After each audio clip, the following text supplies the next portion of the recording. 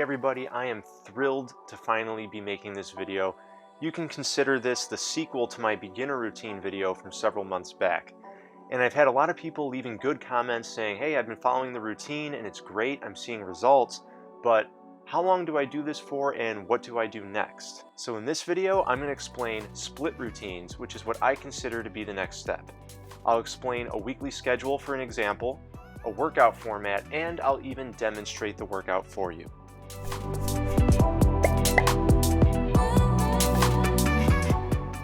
Alright, we've got a lot to talk about, so let's jump into my computer and get started. So let's get started by talking about split routines.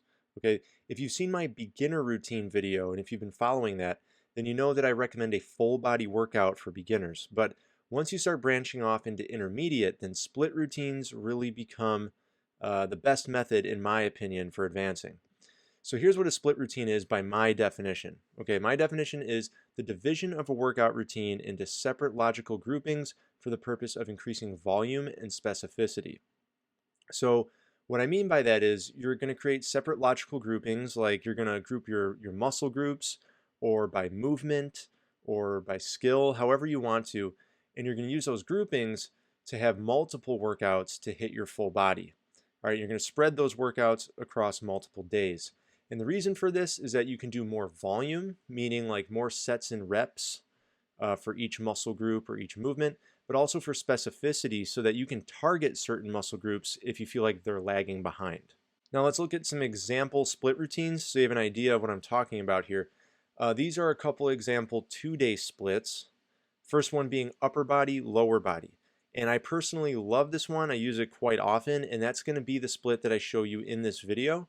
So it's a 2-day split where in the first workout you do, perhaps on Monday, you're going to do upper body, and then in the next workout you're going to do lower body. So you're just separating the body into 2 halves like that. It's really simple, but you can get complex with it actually, as you're going to see, but it's a great routine.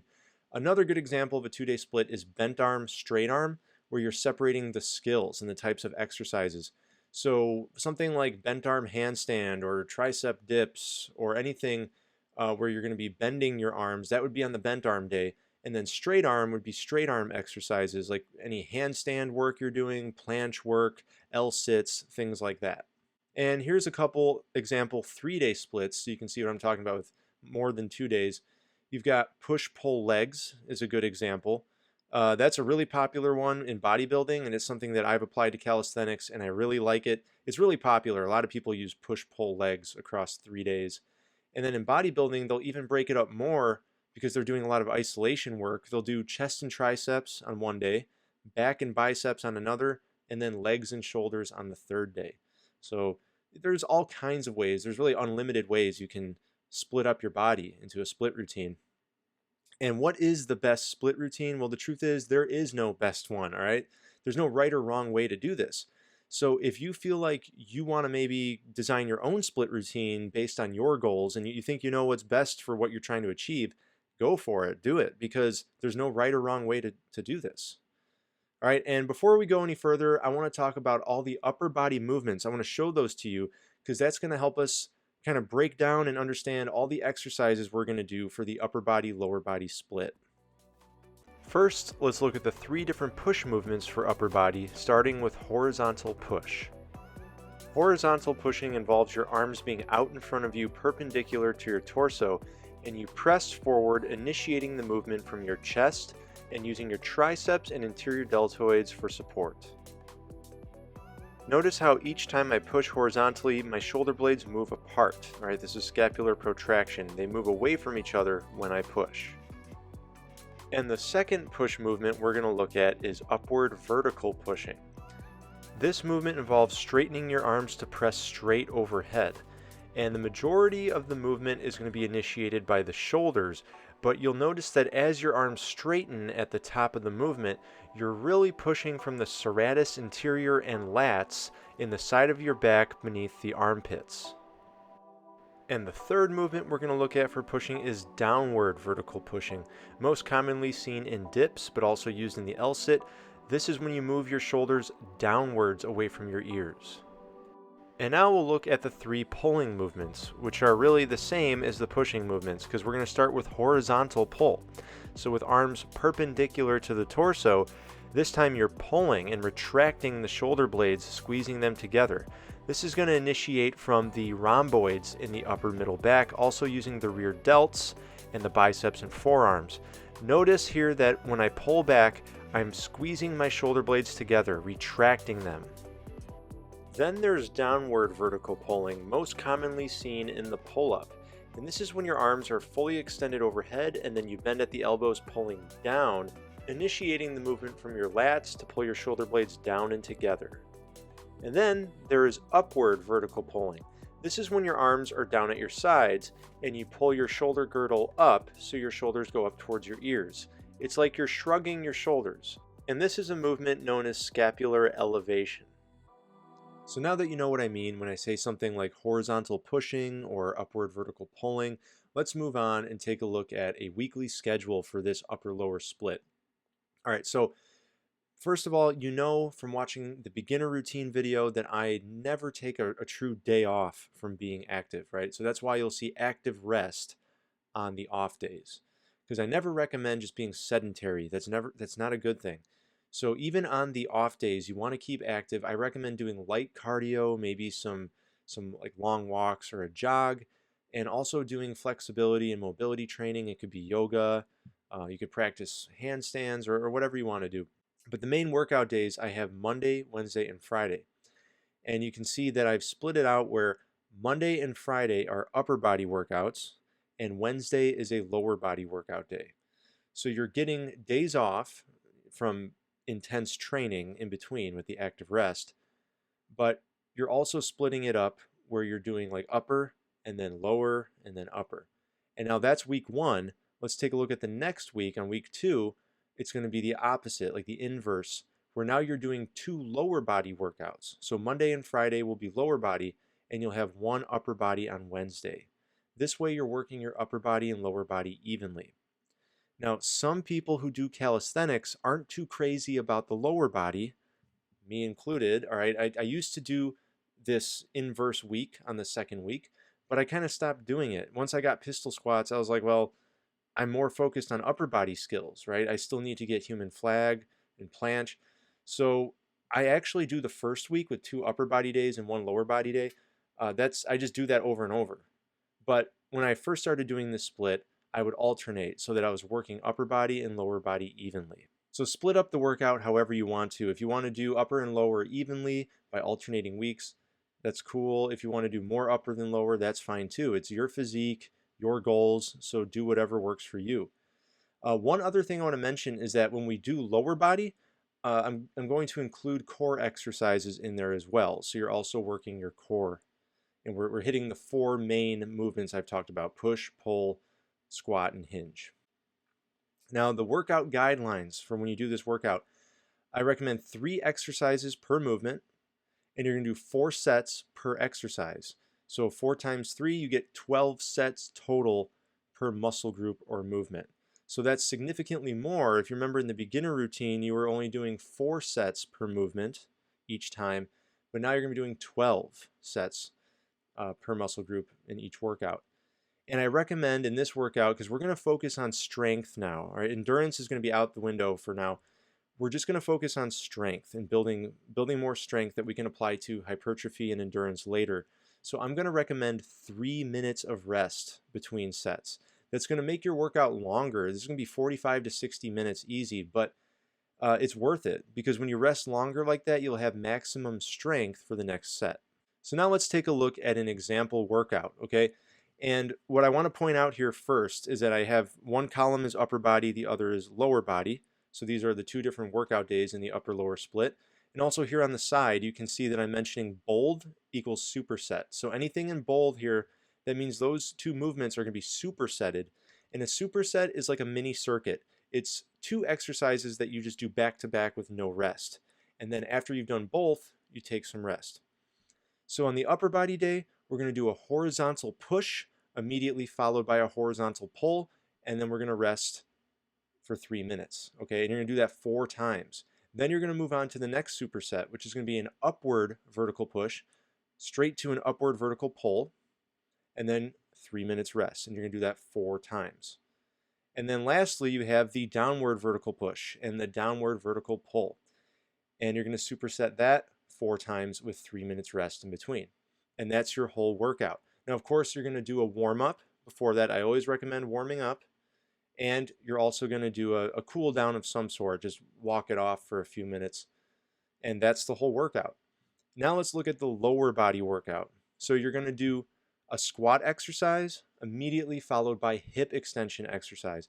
And if you remember the beginner routine, I had you doing hip flexion for the hinge. Well, now we're going to be doing hip extension for the hinge, which is going to focus more on lower back and the hamstrings. So we're going to be working more posterior chain than anterior, which is good because you want to balance that out. After 4 of those supersets, resting 3 minutes, you're going to go to a lunge exercise straight to another hip extension. All right, 4 of those supersets. And then we're going to do calf raises to hip flexion.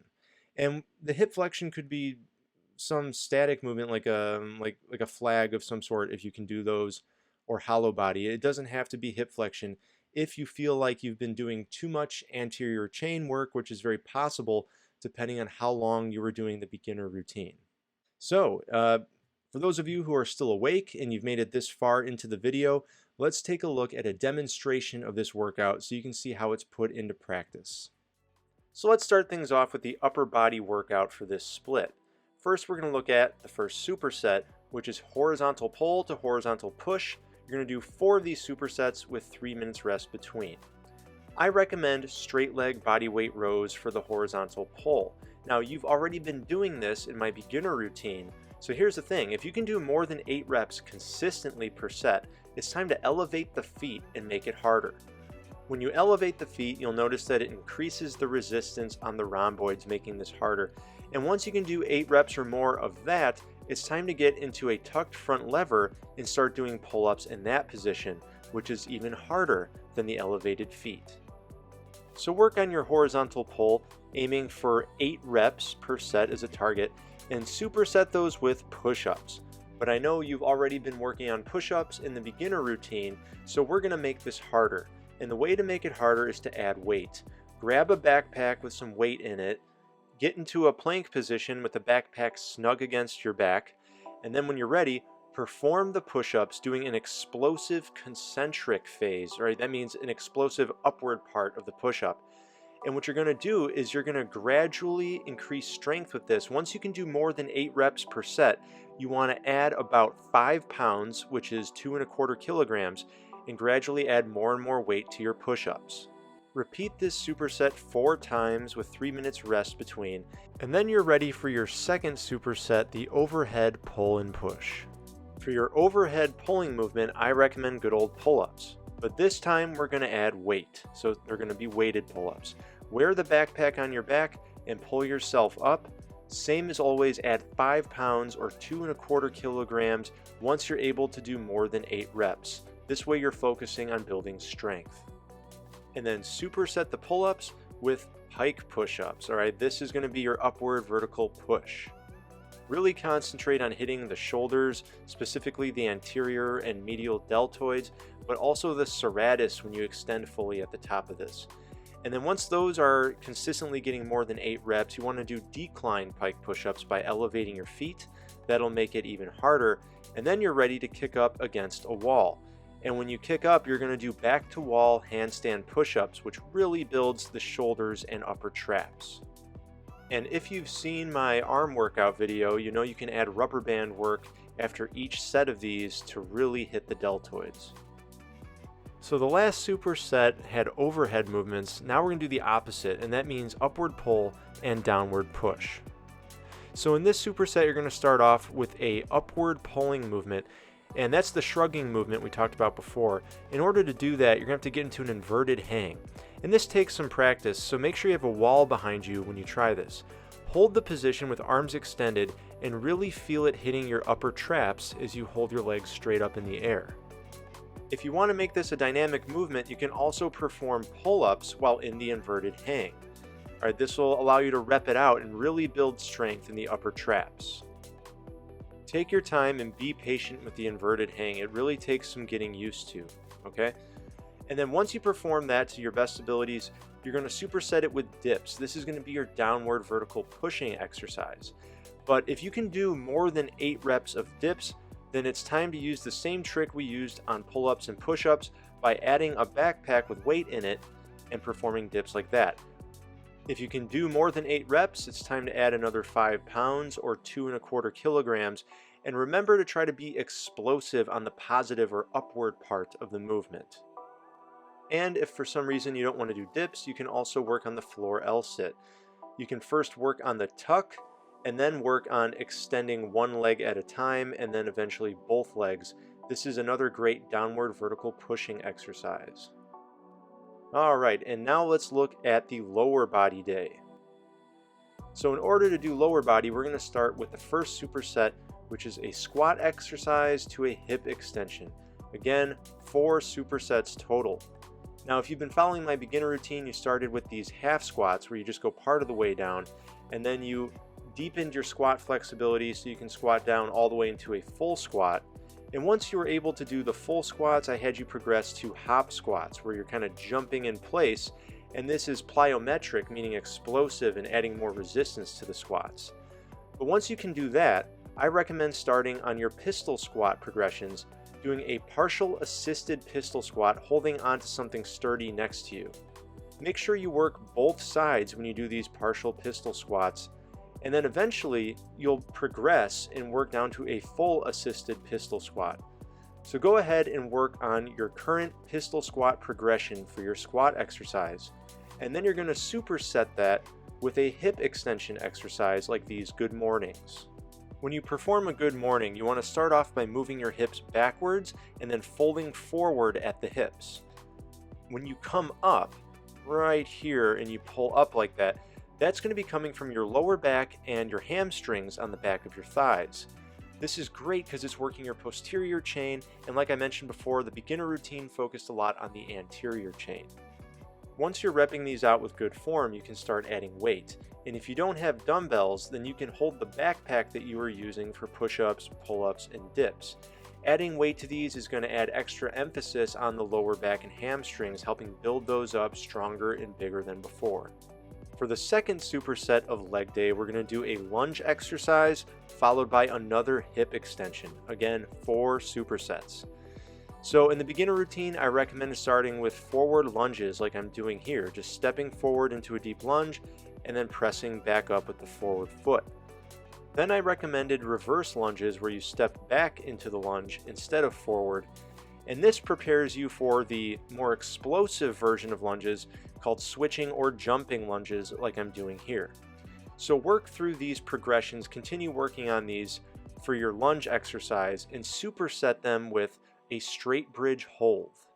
This isometric exercise is great for building strength in the lower back, the glutes, and other muscles of the core, and it's also a lead-up exercise to the back bridge, making it definitely worth pursuing. One other thing is you can put a weight on your abdomen and perform this for reps by raising the hips in and out of the straight bridge hold. And now for superset number 3, the calf raise to a hip flexion or flag progression. Again, we're going to do 4 supersets, and here's how calf raises look. It's really that simple when you're doing body weight. You just stand on your tippy toes, hold it for a second, and lower back down. Now, some people might say this is too easy, but trust me, try doing it for 20 to 30 reps, holding for a second at the top. It's really much harder than it looks, and you can do them explosive with a jump rope or something. You can also do them on your stairs, like on the bottom step, allowing your heels to dip lower than floor level. This makes it even harder.